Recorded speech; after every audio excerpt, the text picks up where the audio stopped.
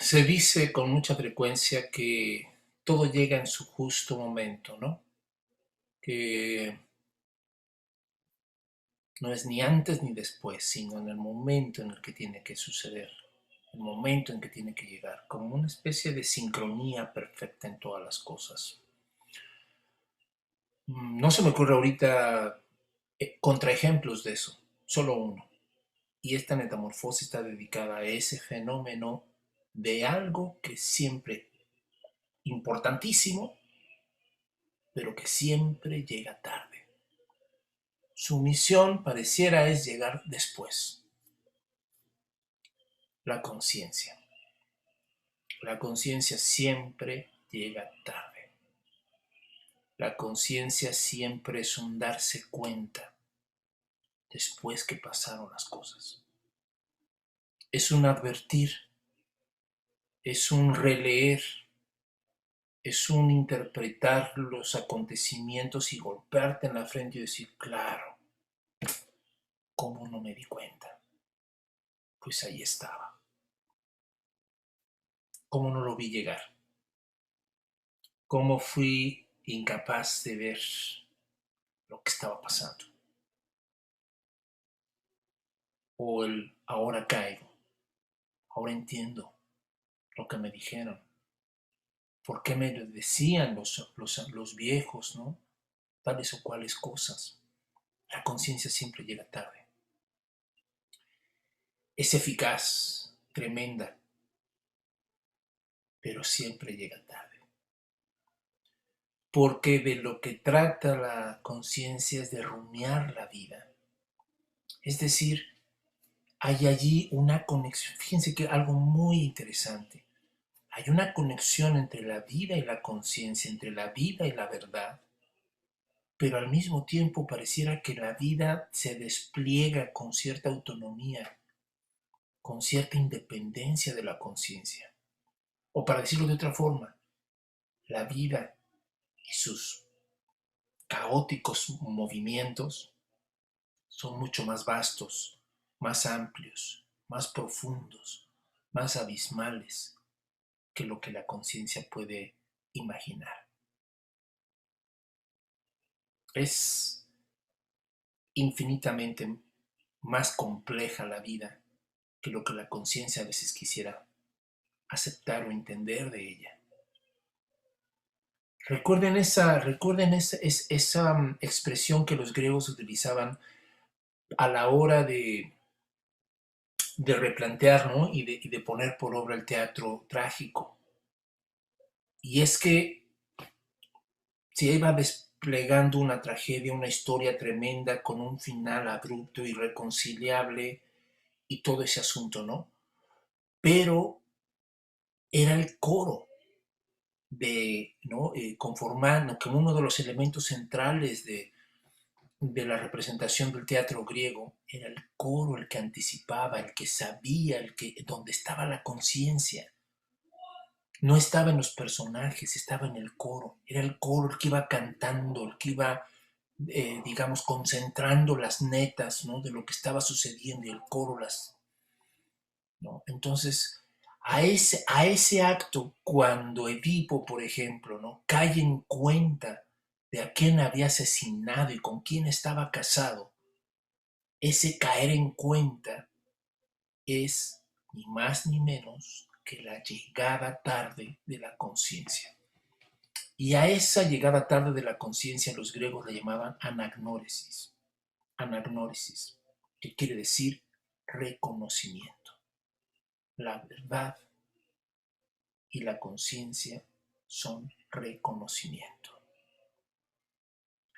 Este es, digamos, un sentido trágico, profundo, tremendo, de eso que estaba ya inserto en la filosofía platónica, que conocer es recordar, que hay un asunto de rememoración, de reincorporación.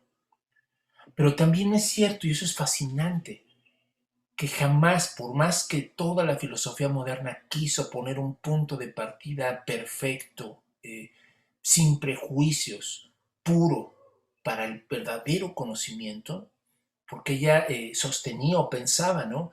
que la verdad y la búsqueda de la verdad y el método para llegar a ella tendría que ser un método, digamos, sin prejuicios, sin antecedentes, sin un punto de partida racional 100%. Si queríamos llegar a la verdad, dirían los modernos, ¿no? Pero tanto en Platón como en los trágicos griegos, como en nuestra propia experiencia, siempre hay un antes. Siempre hay un antes de la conciencia. Siempre hay algo que rumiar. Siempre hay algo que está antes de los juicios y que decimos se llaman prejuicios. Ese antes, esa anterioridad de la vida, esa anterioridad del sentido, es justamente uno de los temas y una de las experiencias más increíbles, más fascinantes de vivir, ¿no? Y es justamente esa situación de anterioridad de lo que acontece, del sentido y de lo vivido, con lo que, digamos, la conciencia tiene que estar lidiando, con lo que la conciencia tiene que estar rememorando, reconociendo, reubicando, replanteando, releyendo, reinterpretando.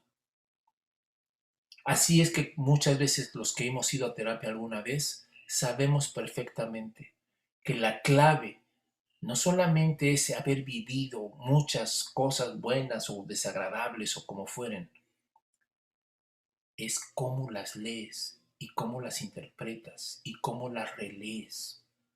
Y que en ese sentido el pasado es algo dinámico también, porque el pasado se mueve, se activa o desactiva en función de esas lecturas, en función de esos registros, en función del olvido, en función de la memoria, en función de esa conciencia que llegada tarde viene a rehacer el escenario de lo que fue, para encontrar, para buscar, para rastrear. Y esa es justamente una de las cosas más interesantes y más fascinantes de lo que significa ser un buscador de la verdad. Que nuestra conciencia esté enamorada de la verdad. Y bueno, pues para concluir, está, digamos, irónicamente, para todos aquellos que piensan que la verdad no existe, que la conciencia está en vano enamorada de un fantasma o movida por una inquietud de saber y de conocer algo que no se puede conocer, está esa famosa sentencia de los trágicos griegos y que Nietzsche toma y hace suya en toda su filosofía. La pregunta insidiosa, tremenda, contundente de ¿cuánta verdad es capaz de soportar una persona? Y esto es muy importante porque de manera negativa lo que está suponiendo esa afirmación es que claro que la verdad existe. Y es cabrona, y es dura, y sí libera, pero también duele, y también confronta. Porque desde luego que uno de las grandes, digamos, señales de que la verdad se está aproximando a nuestra vida o de que la conciencia está queriendo retomar lo vivido, es lo que se conoce como la crisis. La crisis es ni más ni menos que la constatación de la irrupción de la verdad en la vida. Cada vez que la verdad llega a nuestra vida se hace crisis. Se hace crisis nuestro mundo. Se hace crisis esa mala conciencia, esa conciencia falsa de lo que nosotros creíamos que éramos y resultó que no era así. Basta entonces esta metamorfosis para seguir reflexionando sobre eso, sobre qué significa ser un buscador de la verdad para una conciencia que siempre llega tarde. ¿Cómo ven?